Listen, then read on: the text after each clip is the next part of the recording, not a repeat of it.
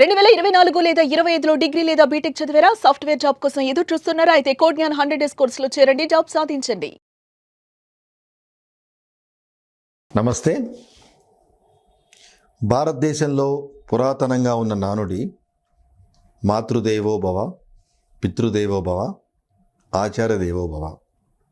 అంటే భారతదేశ సంస్కృతి సాంప్రదాయాలు కొన్ని వేల సంవత్సరాల నుంచి తల్లికి ఇచ్చే ప్రాధాన్యత అది. అందుకే మళ్ళీ చెప్తున్నాను, మాతృదేవో భవ, పితృదేవో భవ, ఆచార్య దేవో భవ అన్నారు. సో తల్లికి ప్రథమ స్థానం ఇచ్చారు. ఎందుకు ఇచ్చారంటే ఎంతో కష్టపడి తను 9 మాసాలు మోసి బిడ్డకు జన్మనిచ్చి తర్వాత బిడ్డ తన పనులు తాను చేసుకునేంత వరకు మంచి చెడు కూడా తానే స్వయంగా చూస్తూ విద్యాబుద్ధులు నేర్పిస్తూ, అందుకే the mother is the first teacher of any person in the world అన్నారు. నాట్ ఓన్లీ ఇన్ ఇండియా, ప్రపంచంలోనే తల్లి మొదటి గురువు అని చెప్పడం జరిగింది.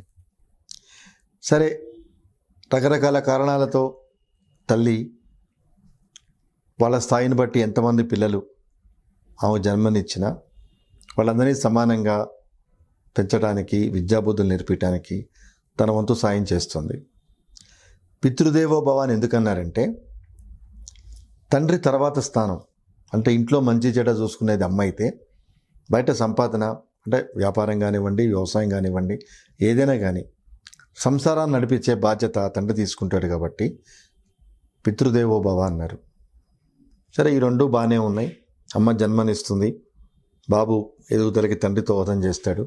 తర్వాత విద్యాబుద్ధులు నేర్పించడానికి, అంటే ఇప్పుడంటే ఈ కార్పొరేట్ స్కూల్స్ ఇవన్నీ వచ్చినాయి, కానీ పాత రోజుల్లో గురుకులాలు ఉండేవి. ఆ గురుకులాల్లో తారతమ్యం లేకుండా, అంటే రాజుగారి పిల్లల దగ్గర నుంచి పేదవాళ్ళ పిల్లల వరకు అక్కడ విద్య నేర్చుకునేవాళ్ళు. అందుకే ఆచార్య దేవో భవ అన్నారు. ఇది బాగానే ఉంది. గమనించాల్సిన విషయం ఏంటంటే పిల్లల పెంపకంలో ముఖ్యంగా తల్లి ప్రధాన పాత్ర పోషిస్తూ నలుగురు పిల్లల్ని ఒకే రీతిలో చూసుకోవడం జరుగుతుంది. అంటే తను తినకపోయినా, తను ఇబ్బంది పడుతున్నా, ప్రయారిటీ ఈజ్ హర్ చిల్డ్రన్. అలాగే పిల్లల్లో ఎవరికైనా కొంత ఇబ్బందికరమైన వాతావరణం ఉంటే, అంటే ఆరోగ్యం సరిగ్గా లేకపోయినా, ఏదైనా మిగతా పిల్లల కన్నా ఇబ్బందికరంగా ఏదైనా ఉంటే వాళ్ళకి ప్రిఫరెన్స్ ఇవ్వడం జరుగుతుంది. అంత మాత్రం చేత మిగిలిన 3 పిల్లలు అమ్మ మన నెగ్లెక్ట్ చేస్తుంది అనుకుంటే అది వాళ్ళ పొరపాటు. ఇలా కాలక్రమేణా పిల్లల ఎదుగుదలై వాళ్ళు పెరిగి పెద్దవాళ్ళై మళ్ళీ వాళ్ళ సంసార జీవితం వచ్చి వాళ్ళు పిల్లలైనప్పుడు సైమల్టేనియస్గా ఈ అమ్మ నాన్న కూడా వయసుతో పాటు వృద్ధాప్యంలోకి వస్తారు. ఈ విషయం మాట్లాడటంలో ముఖ్య ఉద్దేశం ఏంటంటే 4 పిల్లలైనా తల్లిదండ్రి సరిసమానంగా చూడగలరు, కానీ తల్లిదండ్రుల్ని 4 పిల్లలు సరిసమానంగా చూడలేని పరిస్థితి ఈరోజు మన వ్యవస్థలో నెలకొందంటే ఆశ్చర్యం లేదు. ఎస్, ఇది నిజం.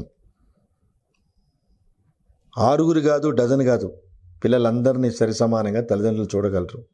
కానీ ఈ తల్లిదండ్రులు వృద్ధాప్యంలో వచ్చి వాళ్ళ మంచి చెడు మనం చూడాల్సిన పరిస్థితి వచ్చినప్పుడు మాత్రం ఈ వంతులు వేసుకోవటం, ఎవరికి వాళ్ళు మేమెందుకు చూస్తామంటే మేమెందుకు చూస్తాం, మీరు బాగున్నారు కదా, మీరు చూడొచ్చు కదా అని వీళ్ళలో వీళ్ళు పోకడలు వేసుకోవటం, అలాగే ఆస్తి పంపకాల విషయంలో గొడవలు పెట్టుకోవటం.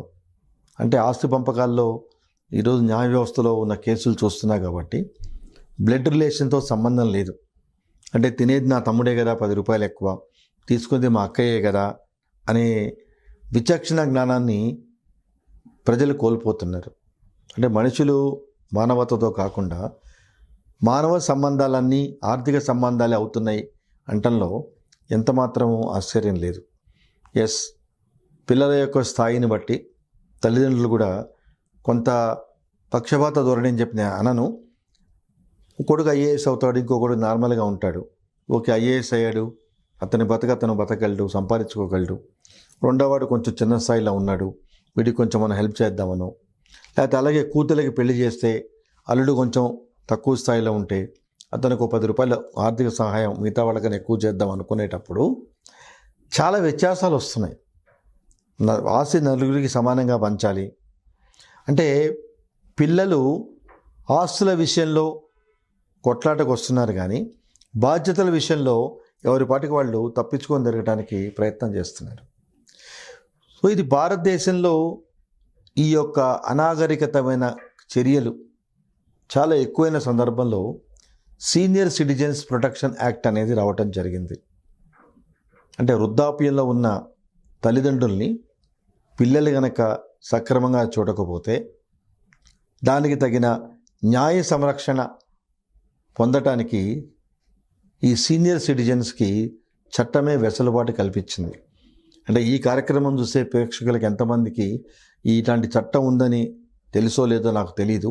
సరే, ఏదైనా కానీ ఈ కార్యక్రమం ద్వారా తెలియజేసే వెసులుబాటు ఏంటంటే వృద్ధాప్యంలో ఉన్న తల్లిదండ్రులు తమను తాము రక్షించుకోవటానికి, అలాగే పిల్లలు ఇబ్బందికరమైన వాతావరణం సృష్టిస్తే దాని నుంచి కూడా వెసులుబాటు పొందడానికి సీనియర్ సిటిజన్స్ యాక్ట్ అనేది రక్షణ కల్పించింది. వీటిల్లో కొన్ని ఉన్నాయి. అలాగే జాయింట్ ఫ్యామిలీ ఇష్టం లేని కోడళ్ళు, లేకపోతే అత్తగారితో పొసగని కోడళ్ళు చాలామంది తరచుగానే ఈ డౌరీ హెరాస్మెంట్ మా అత్తగారు చేశారు, మా మామగారు చేశారు, మా ఆయన బంధువులు చేశారు అని కేసులు పెట్టడం, దానికి తోడు కొత్తగా డొమెస్టిక్ వైలెన్స్ అనేది రావటం, ఇట్లాంటివన్నీ జరిగినాయి. అంటే కేసులు జెన్యూన్ లేవా అంటే ఉన్నాయి. అత్తా కోటలకి పడని సందర్భాలు, డౌరీ హెరాస్మెంట్ చేసే కేసులు లేవనట్లేదు, జెన్యూన్ కేసులు ఉండి ఉండొచ్చు. కానీ జెన్యూన్ కేసులు ఉన్నప్పుడు దాని ఒక కన్సిలేషన్ ద్వారా కాకుండా డౌరీ మా అత్తగారు నన్ను హెరాస్ చేస్తున్నారు, మా ఆయన చేస్తున్నారు, మా మామగారు చేస్తున్నారని న్యాయస్థానాలకు పరిగెత్తడం, లేదా పోలీస్ కంప్లైంట్ ఇవ్వటం, వాడిని ఆ ఏజ్లో ఇబ్బంది పెట్టడం చాలా సహేతుకంగా అనిపించదు. ఎందుకు అంటే that is not the solution. అంటే ఇది ఎలా ఉందంటే పంటికి పన్ను కంటికి కన్ను అనే సామెతలాగా మా అత్తగారు నన్ను నేర్పించింది కాబట్టి ఆమెను పోలీస్ స్టేషన్కి ఇడ్చాలి, దాని వయసుతో తారతమ్యం కానీ ఎక్కడా లేదు. ఈ సందర్భంలోనే అంటే సందర్భం వచ్చింది కాబట్టి చెప్పే ఉదాహరణ, భర్తని వేరు కాపురం పెట్టమని ఇబ్బంది పెట్టడం కూడా భార్య క్రూయాలిటీ కింద వస్తుంది. ఆ గ్రౌండ్ మీద కూడా భర్త is entitle to get divorce అని ఉన్నత న్యాయస్థానాలు చాలా సందర్భాల్లో తీర్పులు ఇవ్వటం జరిగింది. అంటే ఫర్ ఎగ్జాంపుల్ 25 ఏళ్ళు కష్టపడి పెంచి తల్లిదండ్రులు కొడుకు మీద ఎన్నో ఆశలు పెట్టుకొని పెద్దయిన వయసులో కొడుకు మమ్మల్ని చూస్తాడు అనుకునే తల్లిదండ్రులకి భార్య ఎక్కడి నుంచో రాగానే, అంటే after 26-27 years of the life భార్య రాగానే నాకు వెసులుబాటు కావట్లేదు అంటే ఇక్కడ గమనించాల్సిన విషయం ఏంటంటే తన అమ్మా నాన్న తనకు ఎలాగో భర్త అమ్మా నాన్న కూడా అలాగే అనుకునే సందర్భాలు చాలా తక్కువ ఉన్నాయి. సో అది గమనించుకోవాలి. అలా కాకుండా వేరు కాపురం పెడదాం, లేదు విడిగా ఉందాం. విచిత్రమైన విషయం ఏంటంటే ఆడపిల్ల తల్లిదండ్రులకి ఈ పోకడలు ఎక్కువైనాయి. అంటే పిల్ల తెలుసో తెలియకో అంటే ఈ సోషాలిటీలోనూ ఈ సోషల్ ఆస్పెక్ట్స్లో ఉండాలనుకుంటే ఆడపిల్ల తల్లిదండ్రులు కూడా వీటిని ప్రోత్సహిస్తున్నారు. అవును మా అమ్మాయి విడిగా ఉండే కండిషన్స్ పెడుతున్నారు. అవును మా అమ్మాయి విడిగా కాపురం పెడితేనే వస్తుంది, అలా ఉంటేనే వస్తుంది, ఇలా ఉంటే వస్తుంది. ఓకే, ఒక్కడే కొడుకు, ఆ కొడుకు తండ్రి లేదనుకుంటాం, తల్లి ఎక్కడికి వెళ్తుంది? అది ఎవరు ఆలోచించరు. అలాగే పిల్లకి ఒకడే అన్నయ్య ఉన్నాడు, అంటే ఒక అబ్బాయి ఉన్నాడు, తండ్రి కారణం మరణాంతరం ఉన్నాడు, మరి తల్లి ఎక్కడ ఉంటుంది? అంటే ఎలా అయిపోయిందంటే over a period of time slowly the people are getting into female dominated society.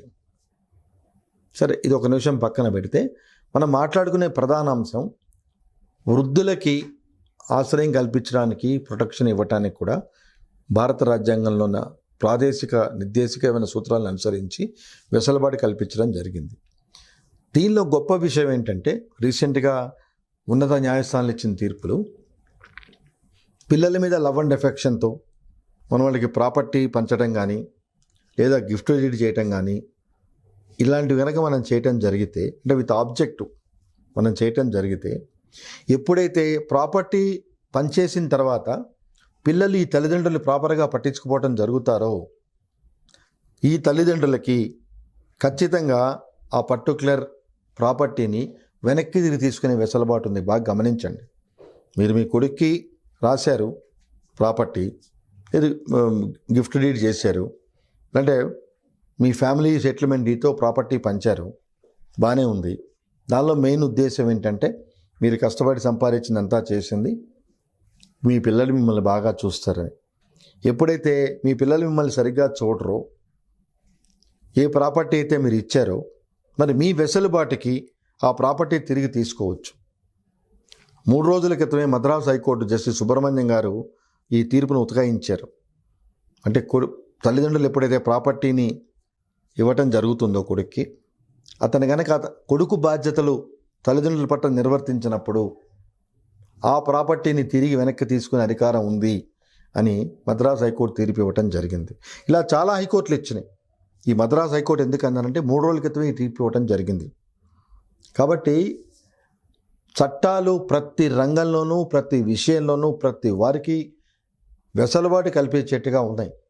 ఇలాంటి చట్టాలు ఉన్నాయని తెలుసుకోవాల్సిన బాధ్యత, తెలియజేయాల్సిన బాధ్యత మాకు మీకు ఉంది. కాబట్టి ఈ కార్యక్రమం ద్వారా వృద్ధులు వాళ్ళ ప్రొటెక్షన్ చేసుకోవటానికి భారతదేశంలో చట్టాలు ఉన్నాయని, వాళ్ళ సొంత పిల్లలు కూతురు కానీ కొడుకు కానీ వాళ్ళని ప్రామాణికంగా తీసుకోకుండా, వాళ్ళ మంచి మర్యాదలు చూడకుండా ఉంటే వాళ్ళ మీద చర్యలు తీసుకోమని న్యాయస్థానాలను అప్రోచ్ అయ్యే వెసులుబాటు కూడా ఉందని, అలాగే ఏదైనా మీరు ప్రాపర్టీ పిల్లల పేరు మీద ఇచ్చినప్పుడు ఆ ఇచ్చిన పర్పస్ సర్వ్ కాకుండా వాళ్ళు మిమ్మల్ని ఇంటి నుంచి పంపించడానికో, లేకపోతే వాళ్ళ బాధ్యతలు వాళ్ళు చేయకుండా ఉన్న పరిస్థితుల్లో మీ ఆస్తిని మీరు తిరిగి వెనక్కి తీసుకోవటానికి ఈ ఓల్డ్ పీపుల్ సీనియర్ సిటిజన్స్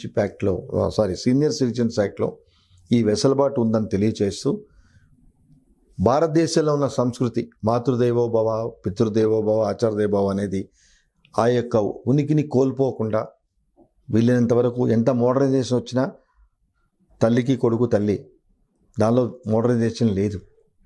ఎప్పుడైనా తల్లి తల్లే, తండ్రి తండ్రే. యుగాలు మారినా, చరిత్ర మారినా, టెక్నాలజీ మారినా వాళ్ళ ఇంపార్టెన్స్ ఎక్కడికి పోదు. కాబట్టి ప్రేక్షకులు చిన్నప్పుడు మనల్ని పెంచి పెద్ద చేసి నన్ను ఎందుకు కన్నావు, నేను ఎవడు కనమన్నాడు అనే పిల్లలు చాలామంది ఉన్నారు. రేపు మీ పిల్లలు మిమ్మల్ని అడిగితే మీరు ఎలా ఉంటారో ఆలోచించుకోండి. ఎన్నో కష్టాలు పడతారు, తిని తినక, అంటే వాళ్ళకున్న ఆర్థిక వెసులుబాటులోనే వీలైనంత వరకు ఆ కష్టాన్ని పిల్లలకి తెలియకుండా, వాళ్ళు ఏం చేస్తారో ఏమో మనకు తెలియదు. అమ్మా నాన్న పిల్లలు బాగుండాలి, పిల్లలు నలుగురిలో దర్జాగా ఉండాలి అనే యొక్క కాన్సెప్ట్తో పెంచి పెద్ద చేసిన తల్లిదండ్రులకి మన వంతు సాయం, వాళ్ళ వృద్ధాప్యంలో వాళ్ళు మనం పిల్లలుగా ఎలా పెంచి పెద్ద చేశారో వాళ్ళు వృద్ధులైనప్పుడు అదే రీతిలో మనం కూడా వాళ్ళని జాగ్రత్తగా చూసుకొని వాళ్ళ మనసుకు ఆనందం కలిగించి ఉండాలి. తప్పితే అరే ఇట్లాంటి కొడుకు నాకు ఎందుకు పుట్టాడా, ఇంత కష్టపడి పెంచి పెద్ద చేస్తే వీడు ఇలా తయారయ్యా అనే మనస్తాపం మాత్రం దయచేసి తల్లిదండ్రులకి ఇవ్వకండి. ఈ కార్యక్రమం చూసే వాళ్ళు ఎవరైనా తప్పులు ఏమైనా మాట్లాడి తల్లిదండ్రుల గురించి ఉంటే మాత్రం దాన్ని పాజిటివ్గా తీసుకొని తప్పితే ఎవరిని ఉద్దేశించి నేను చెప్పట్లేదు. అలాగే తల్లిదండ్రులకు కూడా మీ బాధ్యతలు మీరు చేయండి. పిల్లలకు కూడా తల్లిదండ్రుల్ని పెద్ద వయసులో చూసుకోవాల్సిన ధర్మం మన మీద ఉంది. కాబట్టి మన ధర్మాలు మనం చేస్తూ మన సాంప్రదాయాలకు అనుగుణంగా మన సొసైటీలో మంచివాళ్ళుగా ఉందామని కోరుకుంటూ నమస్కారం.